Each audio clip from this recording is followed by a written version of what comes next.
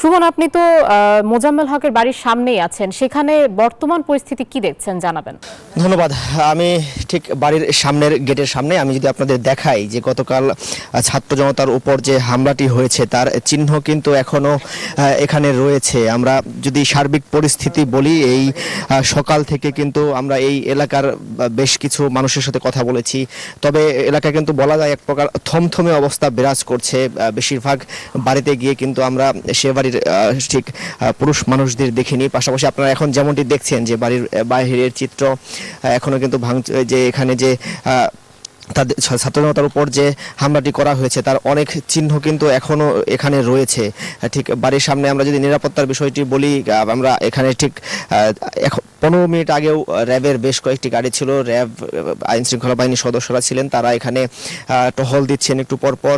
এই ঘটনার পর থেকে কিন্তু পুরো এলাকায় যেমনটি দেখেছি যে সবার মধ্যে একটি আতঙ্ক বিরাজ করছে। আপনাদের ঠিক এখন যেমনটি যদি দেখাই, এই বাড়ির ঠিক পাশে পশ্চিম পাশে কিন্তু এই ছোট একটি মসজিদ রয়েছে। মসজিদের ভেতরে ঠিক দেয়ালের মধ্যে যে এই ছাত্র জনতার উপর যে হামলা হয়েছে তার চিহ্ন কিন্তু এখনো দেখা যাচ্ছে। আপনারা দেখছেন যে দেয়ালের মধ্যে কিন্তু এখনো রক্তের ছাপ রয়েছে।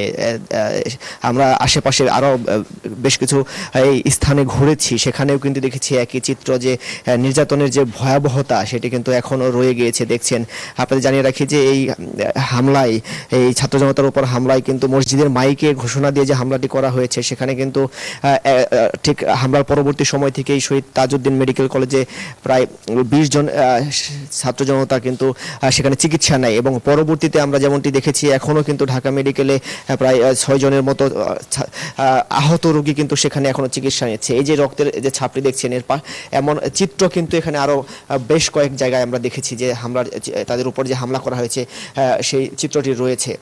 ফলে এটিকে ঘিরে, এই স্থানটিকে ঘিরে পরবর্তীতে বেলা যতই বাড়ছে ততই কিন্তু ঠিক আতঙ্ক বাড়ছে যে পরবর্তীতে কি ঘটতে পারে সেটি নিয়ে সবার মধ্যে একটু আতঙ্ক রয়েছে। আর আমাদের আরেক সহকর্মী রয়েছেন ঢাকা মেডিকেলে, মোহাইমিনুল, আপনি জানাবেন। আমরা যেমনটি জেনেছি গতকালে এই শহীদ তাজউদ্দিন মেডিকেল কলেজ থেকে যাদেরকে ঢাকা মেডিকেলে পাঠিয়ে দেওয়া হয়েছে, এখানকার সার্জন যেমনটি বলেছেন যে তাদের মধ্যে বেশ কয়েকজন গুরুতর আহত হয়েছেন এবং তারা শঙ্কায় রয়েছেন।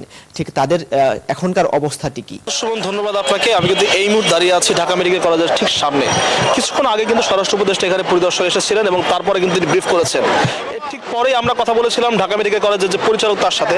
তিনি আমাদেরকে জানিয়েছেন যে এখানে যারা ভর্তি আছেন তাদের মধ্যে 7 জন, এর আগে কালকে রাত 1:30 বাজে 5 জন ভর্তি হয়, তবে এরপরে দফায় দফায় মোট 11 জন এখানে আসেন, যাদের মধ্যে 4 জনকে সকালে রিলিজ দেওয়া হয়েছে প্রাথমিক চিকিৎসা দেওয়ার পরে, এবং 6 জন কিন্তু এখন সংখ্যামুক্ত আছেন, তাদেরকে 2-1 দিনের মধ্যে ছেড়ে দেওয়া হবে বলে জানিয়েছেন। তবে একজন রয়েছেন যিনি গুরুতর আহত অবস্থায় রয়েছেন।